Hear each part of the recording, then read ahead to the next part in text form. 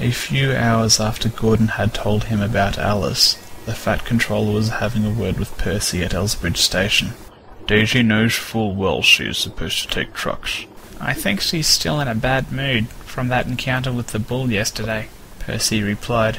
I don't mind taking... Percy broke off as a loud ringing sounded out. He looked around, surprised. It seemed to be coming from the parking lot. Sir, your car seems to be ringing. The Fat Controller chuckled. That's my new car phone, Percy. I had it installed a few weeks ago. The Fat Controller quickly dashed up to his car and answered the phone. Sir Topham Hatch speaking. Charles West? Put him through. Good afternoon, Mr. West. What can I do for you? Well, Sir Topham, I was on the express this morning, and I couldn't help overhearing your conversation with Gordon. I believe I may be able to help. What did you have in mind?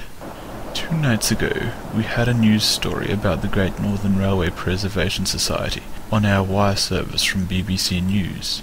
It's not good, I'm afraid. They've gone bankrupt and need to find a new home for their engine, Alice. And have they found somewhere for her? I'm not quite sure, Sir Topham. I can look into it a bit further. Please do. And can you meet me at Knapford Station in a couple of hours? I'll be there. Later that day, Gordon was approaching Knapford Station. He had only just returned from Barrow-in-Furness, and wasn't due to take another train until the evening Wildnorwester. He was aware that Patrick was due to leave with the Limited in 10 minutes. However, there was no sign of the other railway diesel, and the station master asked Gordon to back down onto the waiting train. He looked curiously at the Fat Controller, who was waiting on the platform. Sir, I thought Patrick was supposed to be taking this train. Ordinarily, yes. But tonight I need you to go foreign again. Gordon was even more confused. What do you mean, sir? Gordon, this is Charles West, a reporter and news editor for Sodor Nightly News. Nice to meet you. Nice to meet you too, Gordon. I understand you are interested in the Great Northern Railway Preservation Society. Yes, indeed I am. Charles quickly explained Alice's situation. Have they found a new home for her? Gordon asked hopefully. From what I can find out, they haven't. This is why you're going foreign tonight, Gordon, said the Fat Controller. I haven't been able to get in contact with the society, so I'm not sure if they could afford to send Alice down here on her own. We can't let her be scrapped, sir. Definitely not. I'll keep trying to contact them, and I'll have the station master at Crovan's Gate give you an update. As Gordon departed, he hoped that the Fat Controller could contact the society. It simply wouldn't do to have an engine like Alice sitting in a park or cut up for scrap.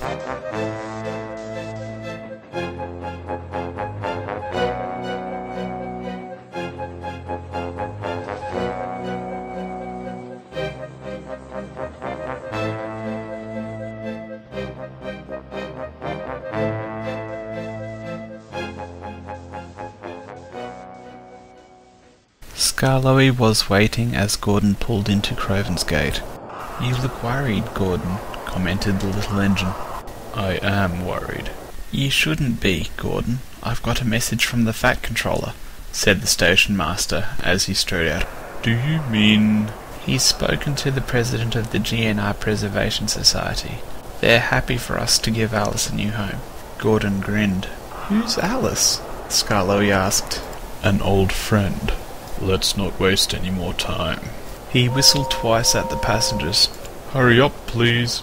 While the passengers boarded, Gordon's driver climbed down and took a box from the station master. "What did the station master give you?" Gordon asked as he left. His driver told him, and the big engine's grin got even wider.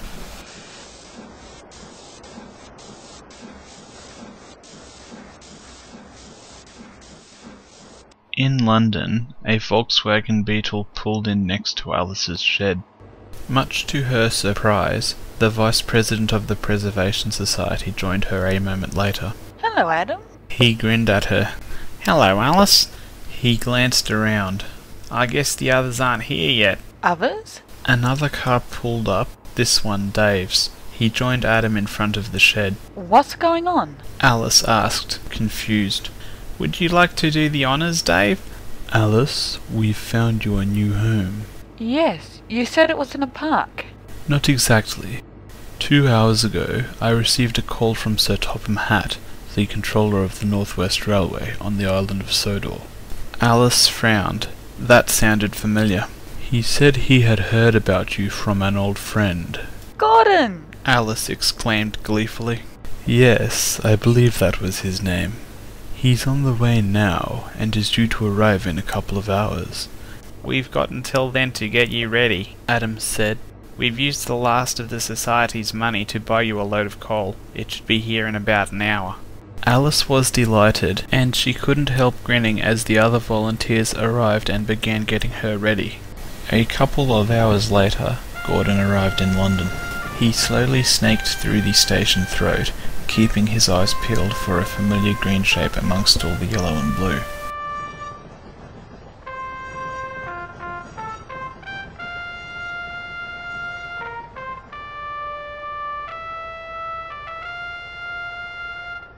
He had just left his train at the platform, and was backing down when he heard a familiar voice call his name. Gordon? Gordon stopped, next to where Patrick was waiting with a passenger train. I thought you'd be bringing the limited in. Tell me, what brings you up to London? I'm picking someone up. Do you know Alice? Yes, but I haven't seen her around recently. That's why I'm here, Patrick. Gordon quickly explained Alice's situation. We can't have that, Patrick said when he had finished. There's a flyover ramp about half a mile down from the exit of those tunnels. It will take you to the yard where she lives. Thank you, Gordon replied, and he puffed off. At the shed, the volunteers had finished getting Alice ready. A deep whistle sounded out. There he is! Alice and the volunteers watched as Gordon backed down onto the track next to the shed. I'm glad to see you. I'm sorry I didn't arrange this earlier. Better late than never. We appreciate your railway giving Alice a good home, Dave said. We're glad we can. I also have something for you and your fellow volunteers, replied Gordon. Gordon's driver climbed down from the cab and gave Dave the shoebox he had received at Croven's Gate. These are lifetime passes for travel on the North West Railway, courtesy of Sir Topham Hatt. There should be one for each of you, so you can visit Alice whenever you like. Thank you, on behalf of all of us, Dave replied. The other volunteers nodded in agreement. Gordon glanced over at Alice. Ready to go? Oh, yes. Would you like to run in front? Yes, thank you. She looked at the assembled volunteers. I would just like to say thank you for all you've done for me over the years. I hope you'll be able to visit me in my new home. There was a murmur of assent from the volunteers. Then, with a cheerful toot, Alice puffed away, quickly followed by Gordon.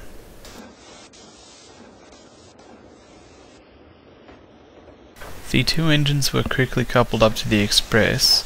Alice couldn't help feeling excited as they pulled away from the platform. It had been ages since she'd had a good long run.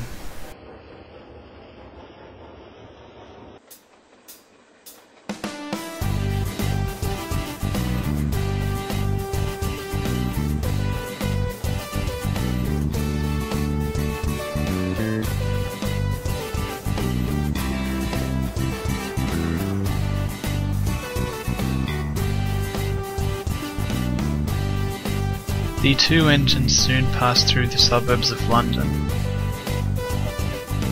Leaving the city behind them, they quickly cruised out into the countryside.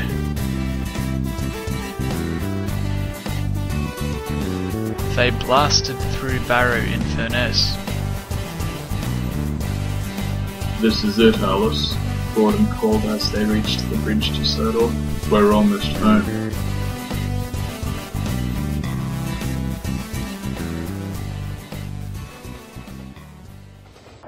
They made good time and soon arrived at Craven's Gate. Thank you for rescuing me, Gordon. Well, we couldn't have you ending up in a park, could we? Definitely not. Alice looked down at the stout, well-dressed gentleman who had spoken. It's a pleasure to meet you, Alice, he said. I'm Sir Topham Hatt. Pleased to meet you, sir. Welcome to the railway, Alice. If I may ask, when was the last time you had a full overhaul? It would have been in 1977, sir. 6 years ago. I know that the Preservation Society did all that they could to look after you, but I would like you to go into our works, just to make sure you're in top condition. Of course, sir. Alice was uncoupled, and she chuffed off to the works. She was looking forward to beginning her new life on Sodor.